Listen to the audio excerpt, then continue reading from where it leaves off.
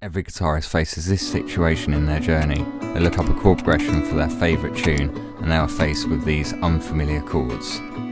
Bar chords. They look up how to play them, attempt them for the first time, and this happens. Today's lesson you learn just one shape that you can use for any major and minor chord, and you don't actually have to bar anything.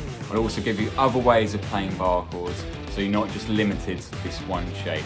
Not only that, but I'll also give you 3 tips on actually how to play full bar chords so you can really impress your friends. So if you're new here, welcome. I'm Dean from DM Music Tuition. If you want a solid foundation learning guitar and you want tips to make your life a lot easier and quicker, start your journey right now by subscribing to the channel and hitting that bell icon. First of all, let's have a look at the A form bar chord. So if we take our A minor chord down here, and instead of using our 1, 2 and 3 fingers, we're going to use our 2, 3 and 4. So that looks like this.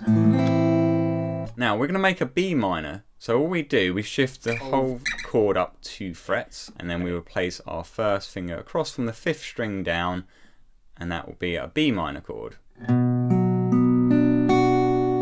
To make this easier, we're going to take our first finger off the 5th string and place it just on the high E string, which looks like this. That makes that bar chord so much easier. From here, let's move it up 1 more fret. Now this is going to be a C minor. So the root note is always on the A string of wherever our first finger is. So in this case, this is a C minor. D minor, we go up 2 frets. E minor, we go up another 2 frets. F minor, we go up 1 fret. And then G minor, we go up 2 frets. And then finally back to A minor, we go up another 2 frets. So now on to the E shape, or the E form. So if we take an E major chord down here, again we're going to use the 3 weaker fingers, and then we move that up 1 fret. Our first finger would then have to bar all 6 strings. So what we're going to do, again, we're going to take our first finger off, and this time we're going to place the first finger on the 1st fret of the B. So that's an F major. Now if we go up 2 frets, we can have G major, another 2 frets, A major, 2 frets, B major, 1 fret, C major, D major is 2 frets, and then finally E major, up 2 frets again.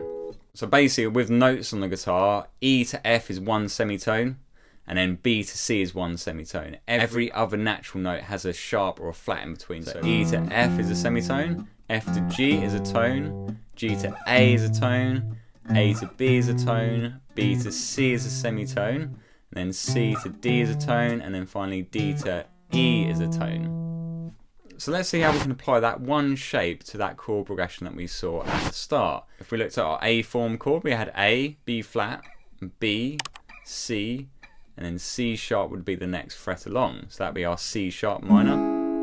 And with the same shape, we're going to move to A major. Now we need to visualize where our A note is on the E string. So E, F, G, A. From our A note there, we're then kind of searching for the B string, which is the 5th fret, and then we're placing our rest of our shape like so. There's our A major. B major, we just shift that up a tone. And then G sharp minor. A is here, G is a tone below, so G sharp would be a semitone higher. Again, we're visualizing where that first finger needs to be, and our first finger goes here, and then we're placing our minor shape. That's G sharp minor. So this is all using the same shape. C sharp minor, A major, B major, G sharp minor. That is so useful, and you'll be able to play so many more tunes. The only disadvantage is you might find you're having to dance around the fretboard quite a lot. If you got some value from that tip, please hit that like icon. So let's look at how we can explore some other shapes to make our life a bit easier when moving around the fretboard. So let's have a look at the A shape. Now I'm going to give you 3 different ways of playing this chord, and you can obviously pick and choose which one you prefer. So if we take on A major chord down here, we shift that 1 fret, then we bar from the 5th string down again because our A is our root note. Let's go up to B. So we could do the same thing as we did before, take the first finger off and then place that onto a 2nd fret of the high E. That would be one way. Another way you could do it is just place your first finger on the second fret, and then with your third finger only, you bar those 3 strings here. So let's take this one shape and let's move it all the way up to the 10th fret. So our first finger being on the 10, that's G major. Now if you did it the other way, you're going to find that really difficult because those 3 fingers are just going to, well, my fingers definitely don't fit in that space. So if you want it in that higher major sound, that third finger bar becomes much easier to do that.